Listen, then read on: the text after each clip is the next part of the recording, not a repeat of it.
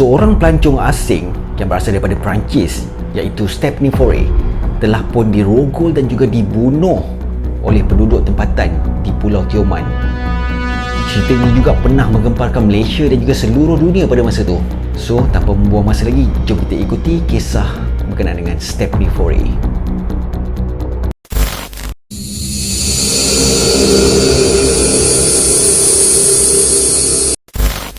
Assalamualaikum gang, selamat datang ke Aris Story. So, kepada mereka yang baru sampai, Aris Story ni banyak menceritakan berkenaan kisah-kisah seram, kes-kes jenayah, fakta-fakta yang mana akan aku kongsikan dan juga akan aku ceritakan kepada korang di luar sana. So, kalau korang berminat, jangan lupa untuk tekan butang subscribe kat bawah tu, okey? Bila aku baca balik cerita berkenaan dengan Stephanie Faure ni, kadang-kadang aku terfikir tau, mana perasaan belas kasihan kau sebagai seorang manusia.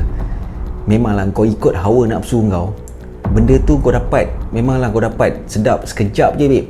Tapi selepas tu, apa yang kau dapat?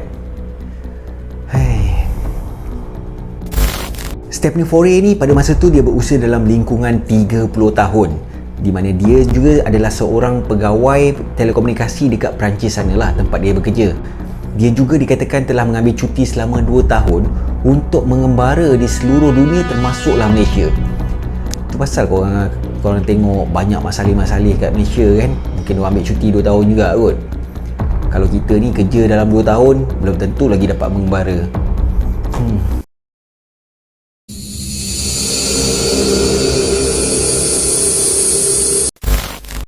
Stephanie Faure ni telah tiba di Pulau Tioman pada 10 Mei tahun 2011 dan kehilangan Stephanie Faure ni telah dilaporkan oleh konsulat Perancis dekat Singapura. Setelah keluarga Stephanie Faure ni dia tak dapat apa-apa berita ataupun info pun berkenaan dengan Stephanie ni. Mungkin sebelum ni Stephanie ada update lah dekat keluarga dia kan, yang mana dia akan bagi tahu kat keluarga dia, okey, mungkin dia berada kat situ, kat sini. Tapi setelah berminggu-minggu, berbulan-bulan di mana tak dapat apa-apa info dan juga khabar daripada Stephanie ni, maka keluarga dia pun telah buat laporan lah. Dan oleh sebab tu juga polis telah menjalankan operasi besar-besaran dekat Pulau Tioman, terutamanya dekat Kampung Tekek. Kampung Tekek ni adalah tempat yang terakhir orang nampak dia lah pada masa tu dekat sana.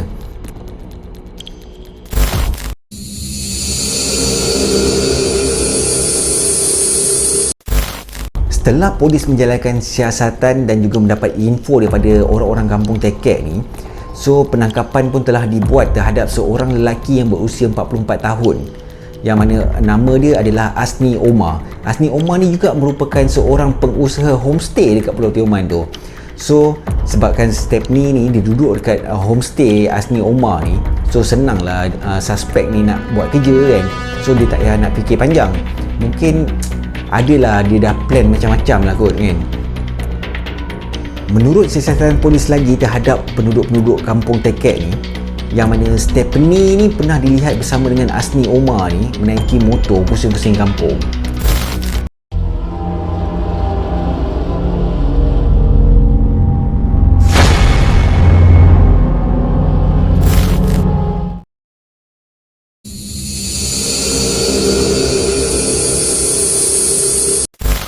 So polis pun buatlah kerja dorang. Setelah disoal siasat, suspek membawa polis ke sebuah gua.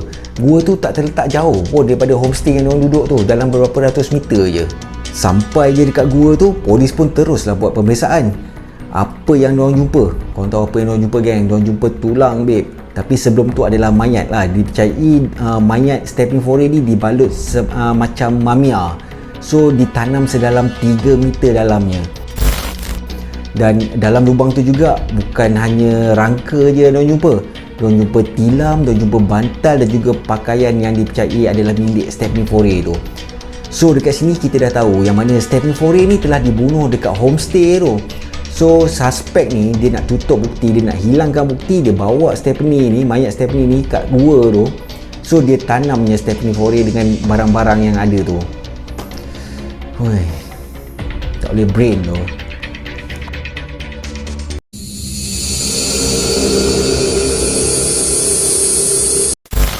Tapi pihak polis tak jumpa pun sebarang peralatan ataupun senjata yang digunakan Asni Omar ni untuk membunuh mangsa iaitu Stephanie Fore.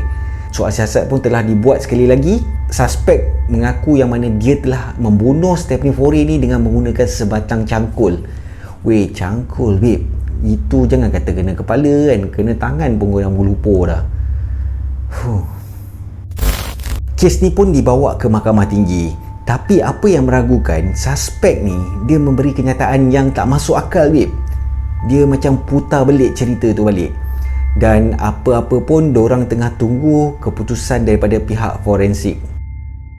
Okey, menurut kertas pendakwaan, suspek iaitu Hasni Omar ni, dia telah menghancurkan kamera milik Stephanie Fore ni. Kenapa dia nak hancurkan kamera tu? Sebab dalam kamera tu ada terdapat banyak gambar-gambar diorang bersama. So untuk menutup bukti, untuk hilangkan bukti tu, dia memang kena hancurkan kamera tu lah. So daripada situ dia berfikiran mungkin orang takkan tahu lah, kalau ada siasatan pun orang takkan tahu yang mereka ni pernah bersama lah. So dekat sini juga polis telah membuat siasatan dekat mana diorang menginap, dekat mana dalam homestay tu lah kan, yang mana mangsa dengan suspek berada. So hasil siasatan dekat dalam homestay tu didapati ada kesan darah. Darah tu disyaki adalah milik Stephanie Fore tersebut.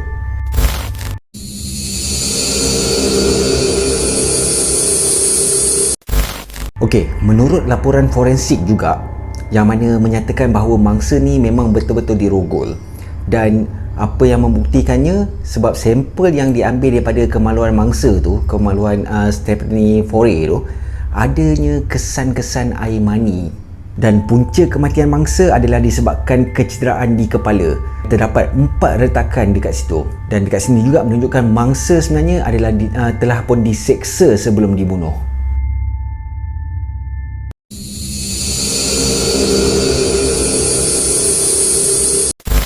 Keputusan yang diambil oleh Mahkamah Tinggi adalah Hasni Omar telah pun dikenakan hukuman gantung sampai mati.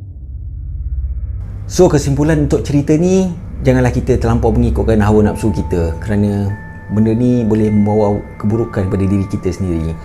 Dan aku rasa sampai sini sajalah untuk video kita pada kali ini. Kita akan jumpa pada next episode. So jangan nakal. Assalamualaikum. Oh, jangan lupa like, share, subscribe. Thank you gang.